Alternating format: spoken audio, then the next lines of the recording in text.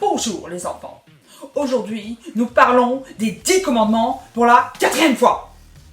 Je disais donc les 10 commandements. Tu n'auras pas d'autre Dieu.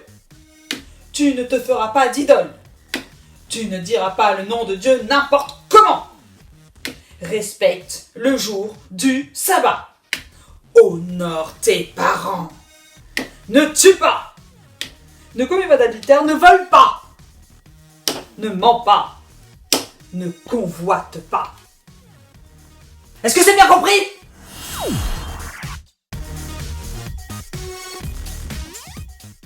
Il était une fois un prince jeune et riche qui vivait seul dans un merveilleux château. Un jour, le prince décida d'adopter un jeune garçon de 10 ans. Il dit au garçon : « Tu vois, Étienne, tu es ici chez toi. Tout est à toi. Mes serviteurs sont tes serviteurs. Tu pourras t'amuser partout comme tu le voudras. Ce cheval aussi est à toi. »« Oh, qu'il est magnifique !» dit Étienne. L'homme riche continua le tour du château. « Même mon carrosse est à toi. » Étienne trouvait cela merveilleux. « Je vais te montrer ce à quoi je tiens le plus. Mes canards. » Étienne les admira en écoutant attentivement la consigne de son nouveau père. « Je ne te demande qu'une chose. Ces canards sont d'un grand prix. Quand tu joueras ici, fais bien attention que rien ne leur arrive. »« Je ne l'oublierai pas, » répondit Étienne. Pendant plusieurs mois, tout alla très bien. Étienne avait une vie confortable, passait du bon temps avec son père. Tout était merveilleux et le prince était très bon avec Étienne. Souvent, Étienne jouait au chasseur avec l'arc que lui avait offert le prince. Mais un jour, la flèche manqua la cible et s'enfonça dans les fourrés.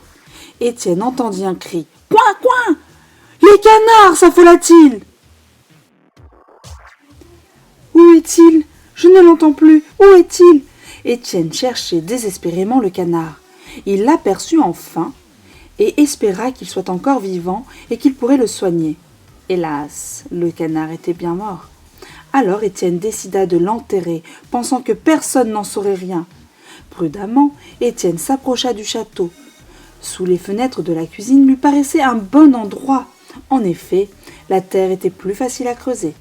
Il y mit beaucoup d'énergie, et quand il eut fini, il se dit à lui-même « Ouf, personne ne se doutera de rien. » Ce soir-là, le prince le trouva bien fatigué, mais Étienne assura que tout allait bien et ne voulut pas raconter sa mésaventure. Pendant la nuit, Étienne fit d'horribles cauchemars. Le lendemain, le cuisinier interpella Étienne. « Viens ici, va puiser l'eau et dépêche-toi !» Étienne, surpris, lui répondit « Non mais, oh, ce n'est pas à moi de faire ce travail !» Alors le cuisinier s'approcha d'Étienne et d'un air menaçant lui dit « Très bien, mon petit, mais au fait, qu'as-tu enterré là, au pied de cette muraille ? Hein, qu'est-ce que c'était ?» Étienne, se sentant coincé, se dit que s'il n'obéissait pas au cuisinier, ce dernier irait tout raconter au prince. Il pensa que si le prince apprenait ce qui s'était passé, il ne l'aimerait plus et qu'il serait obligé de retourner à l'orphelinat. Alors Étienne décida d'obéir au cuisinier et de faire tout ce qu'il lui demande. Étienne se sentait prisonnier. Pendant des jours et des jours, Étienne obéit. Le cuisinier devenait de plus en plus exigeant, de plus en plus menaçant. Étienne pensait que plus rien ne pouvait le rendre heureux. Il avait peur, il était devenu l'esclave du cuisinier et il ne savait pas quoi faire. Alors, Étienne décida de tout avouer au prince, de lui demander pardon. Le cuisinier devint furieux. Étienne pleura beaucoup en racontant son histoire. Il savait qu'il méritait d'être puni. Mais quelle surprise quand le prince lui dit « C'est bien, Étienne, je suis heureux que tu sois enfin venu me l'avouer. Je te pardonne, mais vois-tu, je le savais. Je t'avais vu de ma fenêtre. Mais alors, pourquoi ne m'as-tu pas grondé et pas puni ?» s'étonna Étienne. Parce que j'attendais que tu viennes m'avouer ta faute. Une faute ne peut pas être pardonnée si elle n'est pas confessée. Oh, j'avais tellement peur que tu ne l'apprennes. Maintenant, je peux te pardonner. Ne plus t'en vouloir et même tout oublier. Étienne pouvait enfin vivre dans la joie et dans la paix. Il n'avait plus besoin d'avoir peur du cuisinier. Ce soir-là, le prince expliqua à Étienne. Lorsque nous faisons le mal, nous essayons de le cacher à Dieu. Mais s'il nous voit, il est prêt à nous pardonner sans nous punir, car Jésus lui-même a voulu être puni à notre place.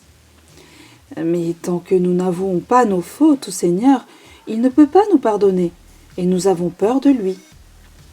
Étienne comprit que tant que nous n'avouons pas nos fautes, le diable nous tourmente. Enfin, Étienne fut heureux. Il comprit aussi qu'il avait la plus belle vie du monde auprès de son nouveau père, le prince. En effet, Satan, lui, profite de nos erreurs, de nos péchés, pour faire de nous ses esclaves. Mais Jésus, lui, est notre libérateur. Si nous disons que nous sommes sans péché, nous nous trompons nous-mêmes. Et la vérité n'est pas en nous. Mais si nous confessons nos péchés à Dieu, nous pouvons avoir confiance en lui, car il a dit, Dieu nous pardonnera nos péchés, il nous purifiera du mal et enlèvera le mal qui est en nous. Attention, les questions-réponses, c'est maintenant. Pourquoi Étienne a-t-il menti? Eh ben, Étienne, il a menti parce qu'il avait peur de plus être adopté.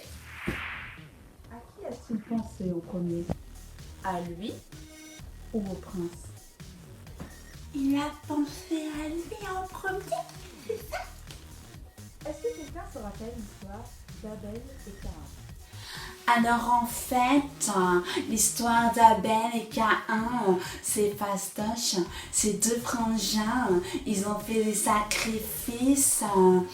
Et en fait, Dieu, il a aimé le sacrifice d'Abel et pas celui de Caïn. Alors Caïn, il était jaloux et il a tué son frère.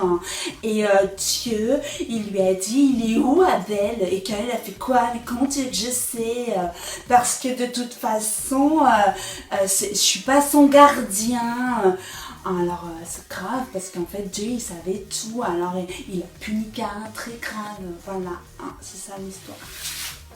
Quelle est la différence entre ces deux histoires? Eh ben, c'est pas tout à fait pareil parce que Étienne, il a tué, mais il a pas fait exprès. Alors que Caïn, il est très très méchant et il a fait exprès de tuer Abel. C'est pas bien. Quelle est la ressemblance entre ces deux histoires? En fait, la ressemblance entre les deux histoires, en fait, c'est que Caïn et Étienne, ils ont tous les deux menti par rapport quand ils ont fait la bêtise. Voilà. Les 3 commandements que nous voulons retenir aujourd'hui sont les suivants. Ne pas voler, ne pas mentir et ne pas convoiter. Ces commandements nous apprennent à prendre soin des autres, à faire passer les autres avant nous-mêmes.